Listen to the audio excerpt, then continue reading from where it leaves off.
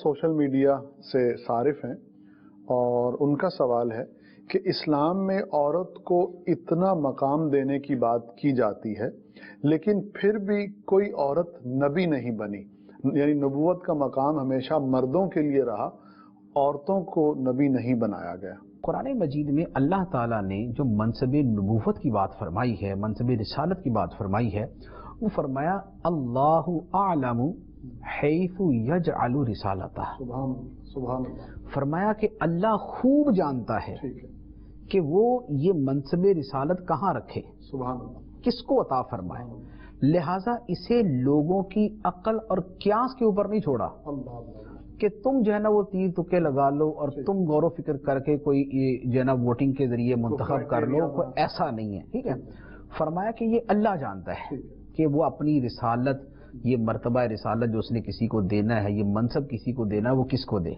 लिहाजा इसके बारे में हतमी बात तो यही है, ठीक है, कि ये मामला ये अल्लाह अज़्ज़ व जल की मशीयत और उसकी मर्जी का है। वो जिसको चाहे, जिसको चाहता था उसने ये मनसब अदा फरमाया।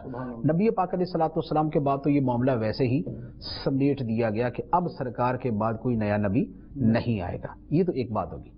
अच्छा, अब ये है कि बतौर हिकमत के ये सवाल किया जाए कि औरतों को नबी क्यों नहीं बनाया गया, इसमें हिकमत क्या थी। इसका जवाब ये है, अल्लाह ताला बड़ा रऊफ़ुर रहीम है। रहमान उसकी सिफत है, रहीम उसकी सिफत है, रऊफ़ उसकी सिफत है। वल्लाहु रऊफ़ुम बिल इबाद।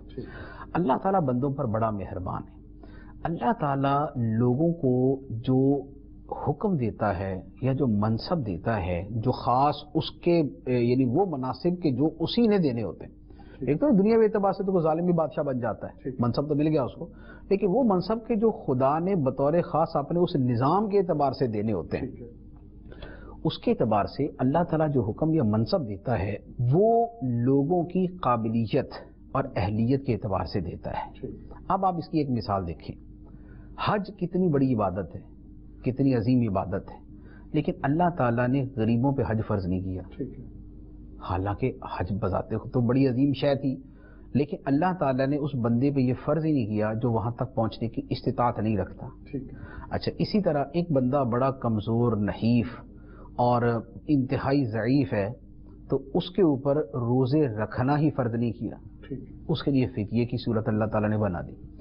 एक बच्चा होता है जो बालिग नहीं है, अल्लाह ताला ने उसके ऊपर नमाज फर्ज नहीं की, दीगर फराइज भी उसके ऊपर नहीं। क्यों? इसलिए कि ये जिम्मेदारी, ये शय, ये हुक्म उन पर डालना, उन्हें मुशक्कत में डालना है। ज़ईफ आदमी के अंदर ये ताकत नहीं है कि वो रोज़ा रख सके, जो शदीद ज़ईफ है, शेख फानी जिसे कहते हैं।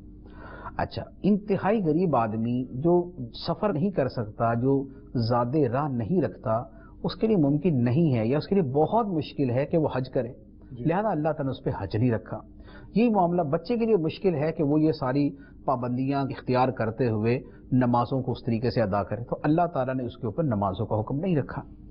अब आ जाए मनसब नबूवत के ऊपर। मनसब नबूवत जो है उसका एक पहलू तो है इंतिखाब इलाही, कुर्ब इलाही, अल्लाह ताला के कुर्ब का एक खास मकाम, ठीक है, एक तो वो है उसकी हैसियत, लेकिन वो हैसियत जुड़ी हुई है बहुत सी जिम्मेदारियों के साथ। ऐसा नहीं है कि अल्लाह ताला किसी को नबी बनाता है और जिम्मेदारी कोई नहीं देता, ऐसा नहीं। अल्लाह ताला नबी बनाता है और नबूवत के साथ बड़ी भारी जिम्मेदारियां देता है, बड़ी भारी जिम्मेदारियां देता है। वो जो भारी जिम्मेदारियां हैं वो अल्लाह ताला उसी पे रखेगा ना जो उसको उठा सके। अब अल्लाह ताला के नबियों की आप अगर पूरी हिस्ट्री देखें, उसमें आपको पता चलता है, मिसाल के तौर पे आप हजरत नूह अलैहिस्सलाम को ले लें। हजरत नूह अलैहिस्सलाम ने 950 साल तबलीग फरमाई, आपको पत्थर मारे गए, आपका दिन रात मजाक उड़ाया गया, आप पे फप्तियां कसी गई, आपको मादल्ला पागल कहा गया, आपकी दिल आजारी की गई, सब कुछ होता रहा, 950 साल सिलसिला चलता रहा और आप फिर भी काम करते रहे। अब आप तसव्वुर करें कि क्या कोई औरत ये काम कर सकती है? नामुमकिन कि उसका दिन रात मजाक उड़ाया जाए, उस पर फप्तियां कसी जाएं, उसको पत्थर मारे जाएं, उसके पीछे जनाब वो लड़के लग के उसके साथ हुल्लड़बाजी करें, क्या ये औरत कर सकेगी? नहीं कर सकेगी। अच्छा, इसी तरीके से حضرت ابراہیم علیہ السلام کو آپ دیکھ لیں، جتنے بھی نبیوں کے واقعات قرآن پاک میں ہیں ان میں بڑی تعداد ہے جن کے ساتھ ایسے معاملات کا ذکر ہے۔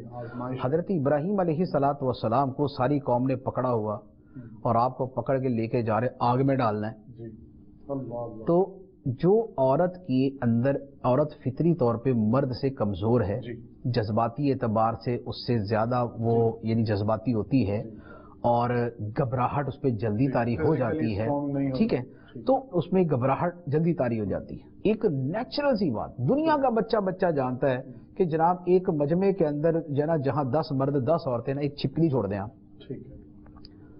چھپکلی چھوڑ دیں نتیجہ دیکھ لیں، آپ کاکروچ چھوڑ دیں نتیجہ دیکھ لیں آپ، تو ہر بندہ جانتا ہے نا کہ کیا فرق ہے دونوں کے اندر۔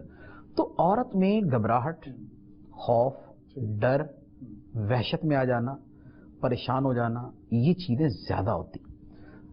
منصب نبوت جو ہے وہ اتنا بڑا ہے کہ اس میں اتنا مقابلہ کرنا پڑتا ہے، اس میں کفار کا مقابلہ ہے، اس میں ان کی سخت سے سخت باتوں کا جواب بھی دینا ہے، ان کی باتیں سننا بھی ہے، مار کھانے کے موقع بھی آتے ہیں، پتھر کھانے کے موقع بھی آتے ہیں، جان گنوانے کے موقع بھی آتے ہیں۔ انبیاء علیہ السلام شہید ہوئے نا، قرآن پاک کے اندر ہی موجود ہے، آرے چلے تو آرا چلنا جو ہے، آرا چلنا برداشت کرنا جو ہے، آپ خود ہی غور کر لیں ذرا کہ عورت کے لیے اس کی کیفیت کیا ہوئی اور مرد کے لیے کیا ہے۔ یعنی مردوں کی جو ہے نا وہ روح فنا ہونے لگے کہ یہ کیا ہونے لگا ہے، لیکن جن پہ چلے بڑی استقامت کے ساتھ برداشت کیے، زبان سے اف تک نہ نکلا۔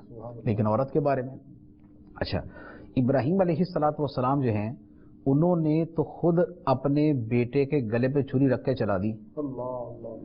آپ ذرا عورتوں کو سامنے رکھ کے یہ تصور کر لیں، نبی جو ہے اس کو most of the time available ہونا ہوتا ہے، یعنی اکثر و بیشتر ٹائم وہ لوگوں کو دے سکے، وہ لوگوں کے ساتھ کمیونیکیٹ کر سکے، گفتگو کر سکے، ان کے پاس جا سکے، اس کو سفر کرنا پڑتا ہے، اس کو ہجرت کرنی پڑتی ہے۔ کیا یہ سارے کام عورت کر لے گی؟ پاسبل ہی نہیں۔ عورت کے شرم و حیا کے معاملات، اس کے ماہانہ معاملات، اس کے بچے کی پیدائش کے معاملات، اس کے جو حمل کے معاملات ہیں، اس کے جو بچے کی پیدائش کے بعد کے معاملات ہیں، یہ اس کا پورا جو ڈیوریشن ہے یہ تو سارے کا سارا مسنگ ہو گیا نا ذمہ داریوں سے۔ اس ڈیوریشن کے اندر ذمہ داریاں ادا کرنا، اور وہ بھی اتنی بھاری اور ہیوی قسم کی، وہ آپ سمجھتے ہیں۔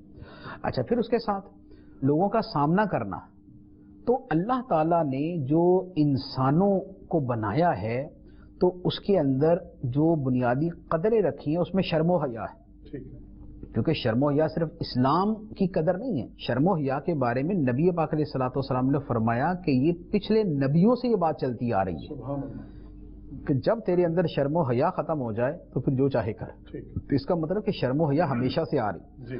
آدم علیہ الصلوۃ والسلام کے بدن سے جب لباس اترا تو فوراً انہوں نے ڈھانپ لیا، پہلے انسان سے یہ چیز چلتی آ رہی۔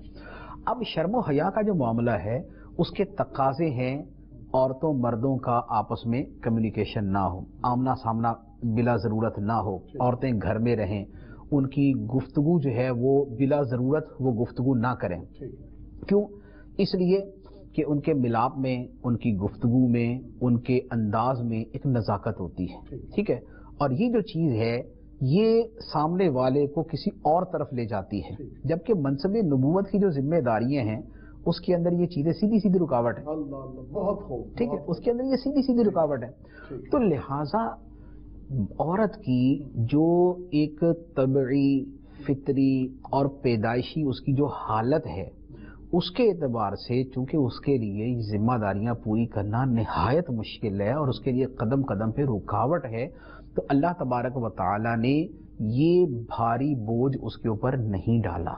یہ وہ حکمت ہے کہ جس کی وجہ سے کسی عورت کو نبی نہیں بنایا گیا۔